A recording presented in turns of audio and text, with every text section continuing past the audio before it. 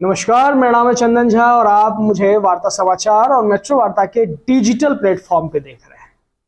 अभी मेरे बाजू में एक विंडो है। विंडो में बहुत सारे अखबारों के और डिजिटल जो न्यूज़ सोर्स है उसकी कतरनें हैं। कतरन इसलिए कहते हैं कि कतरन जब चीज़ यूजलेस हो जाती है उसे काट के फेंक दिया जाता है। तो जो हेडलाइंस है, हेडलाइंस के आधार पर मैं इसे कतरन कह रहा हूँ। और हेडलाइंस क्या है? हेडलाइंस ये है कि राजस्थान के झालावाड़ में एक दलित लड़के ने जब मंदिर से पानी पीने की कोशिश की तो मंदिर के पुजारी ने उस पर कुल्हाड़ी से हमला कर दिया। और हमला करने के बाद उस जो पीड़ित है उसकी स्थिति बहुत ज्यादा खराब हो गई, उसे अस्पताल में एडमिट करना पड़ा। हालांकि बाद में पुलिस ने उस पुजारी को गिरफ्तार कर लिया। इस खबर को पढ़ने के बाद, देखने के बाद यही लगता है कि पुजारी जरूर ब्राह्मण रहा होगा और ऐसा माना जाता है, ऐसा लोगों के मन में एक भ्रांति बैठी हुई है। कहते हैं कि जहां चाह वहां रहा। और मेरी जो खोजी प्रवृत्ति है, जब मैंने मुझे भी अच्छा नहीं लगा कि आखिर कैसे मंदिर में कोई पानी पीने जाता है और एक पुजारी उसे पानी पीने नहीं देता, साथ ही साथ उसके साथ दुर्व्यवहार करता है और कुल्हाड़ी से हमला करता है। और जब मैंने इस खबर की तहकीकात की तो कुछ तथ्य निकल करके आप टिकर पे देख ही रहे होंगे कि पीड़ित का नाम क्या है और जो पुजारी है उसका नाम क्या है। मैं पहले बता दूं, जो पीड़ित है, पीड़ित का नाम है बबलू बैरवा, जो दलित समुदाय से आते हैं। साथ ही साथ जो पुजारी हैं उनका नाम है राजू मेघवाल, वो भी दलित समाज से आते हैं। अब मैं आपको पूरी खबर डिटेल में एक बार बतला दे रहा हूं, समझा दे रहा हूं।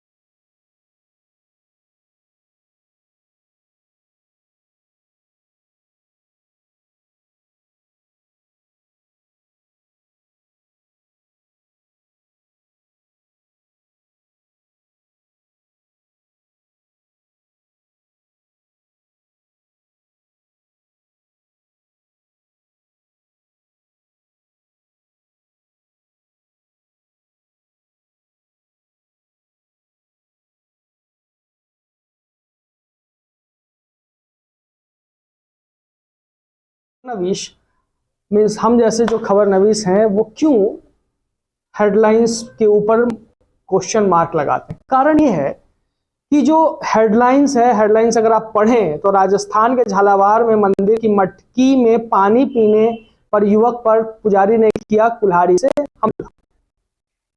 इस हेडलाइंस को पढ़ने के बाद यही समझ में आता है कि सिर्फ और सिर्फ खबर को सनसनीखेज बनाने के लिए किसी भी हद तक उतर सकते हैं।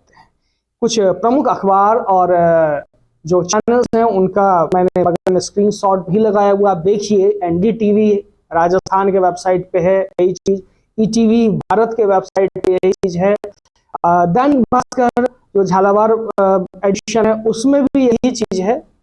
अब मामला ये है कि आखिर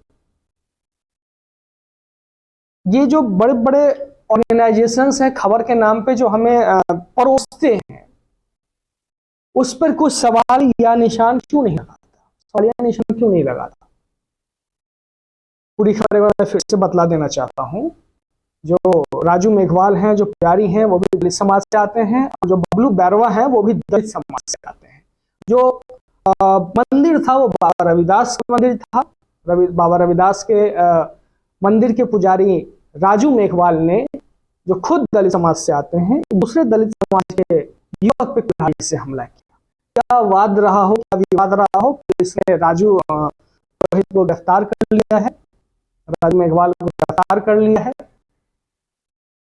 लेकिन सबसे बड़ी बात यह है कि समाज में वैमनस्यता फैलाने में इन अखबारों का इतना बड़ा योगदान है। यह घटना झालावाड़ की है, लेकिन अगर इसी घटना को कोई उत्तर प्रदेश में पड़ता है और अपने आप को दलित चिंतक, दलित शोधक और दलितों के उत्थान के लिए कुछ भी करने के लिए वो संगठन या वो इंडिविजुअल व्यक्ति तैयार रहता है, तो सोचिए वो ये सोचेगा कि ब्राह्मणों ने वहां भी दलित युवकों पर ये स्थिति ला दी कि कुल्हाड़ी से हमला हो रहा है। अगर यही खबर कोई बंगाल में पढ़ेगा तो क्या सोचेगा? यही खबर कोई इंटरनेशनल जो वॉचडॉग्स है वो पढ़ेंगे तो क्या सोचेंगे? आखिर एनडीटीवी की, ईटीवी भारत की और दैनिक भास्कर की कोई जिम्मेदारी समाज के प्रति नहीं बनती? आप जातियों में वैमनस्यता जो फैलाते हैं, उस पे जातियों में जो डिफरेंशिएट करने की कोशिश करते हैं, उसके खिलाफ कोई कानून नहीं है। हालांकि आज एक कार्यक्रम में बहुत छोटे स्तर पे खत्म कर रहा हूं। कल इसी इशू पे हमारे साथ सुप्रीम कोर्ट के एडवोकेट होंगे जो ये हमें सजेस्ट करेंगे और बताएंगे कि इस तरह की खबरों पे रोकथाम लगाने के लिए कानून ने क्या क्या अधिकार दिए। ये जो गलत खबर बताया जाता है, खबर का कि स्पिरिट कुछ और है और हेडलाइंस कुछ और, हेडलाइंस पढ़ने के बाद क्लियर हो जाता है कि आखिर खबर के अंदर क्या होगा, खबरों में क्या होगा, समाचार में क्या होगा। क्या इनकी जिम्मेदारी नहीं बनती है? चाहे एनडीटीवी राजस्थान का वेबसाइट हो, ईटीवी भारत का वेबसाइट हो या फिर दैनिक भास्कर स्वयं। हम लोग की कभी कोई मंशा नहीं रही कि समाज में वैमनस्यता फैलाए, समाज में दूरी है उसे बढ़ाए। लेकिन जो बड़े ऑर्गेनाइजेशंस हैं, न्यूज के बड़े बड़े अपने आप को धुरंधर कहते हैं, उन धुरंधरों ने अपनी खबर को एकदम चटक मटक और मसालेदार बनाने के चक्कर में एक पूरे के पूरे समाज को बांटने का काम कर दिया है। ऐसी बहुत सारी घटनाएं हैं जो छुप जाती हैं, ऐसी बहुत सारी बातें हैं जो पता नहीं चलती हैं, सच्चाई पता नहीं चलती। सच्चाई से पता होता है वहां के स्थानीय लोगों को। क्योंकि आप सभी को पता ही होगा, मैं एक इंडिपेंडेंट फैक्ट चेकर हूं और इंडिपेंडेंट फैक्ट चेकर का ये भी काम कार्य होता है कि कोई भी फैक्ट अगर हो तो उस फैक्ट पे के तहत पहुंचे और सच्चाई जनता के सामने लाए। मैं वैसा फैक्ट चेकर नहीं हूं कि आधा कोई किसी की बात का, किसी के भाषण का छोटा सा क्लिप लाकर प्रदेश में आग लगवा दो। बहुत सारे कुछ ऐसे हैं, उन्हें बड़े बड़े पुरस्कार भी मिल गए हैं।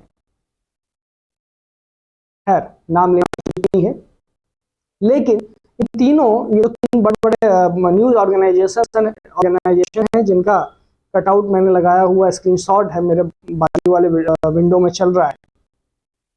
ईटीवी भारत और दैनिक भास्कर, इनकी क्या जिम्मेदारी नहीं बनती है?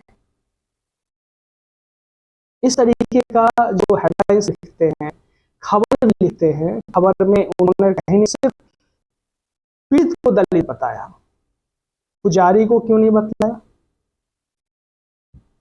खबर के लिंक को मैं अपने इस जो इन तीनों के जो लिंक्स हैं वो हमारे कमेंट सेक्शन में रहेंगे, आप उसे पढ़ सकते हैं। फिर खुद डिसाइड करें कि जो बड़े बड़े पौधा हैं, अपने आप को कहते हैं न्यूज के, वो किस तरीके से समाज को बांटने का काम करते हैं। हालांकि हमारा ये काम बिल्कुल नहीं है। और कल हम इसी मुद्दे पे सुप्रीम कोर्ट के एक सीनियर वकील के साथ बातचीत करेंगे और उनसे जानेंगे कि आखिर एक आम भारतीय का क्या रोल है इस खबर को सरकार के सामने ले जाने का, कानून के सामने ले जाने का, कोर्ट के सामने ले जाने का।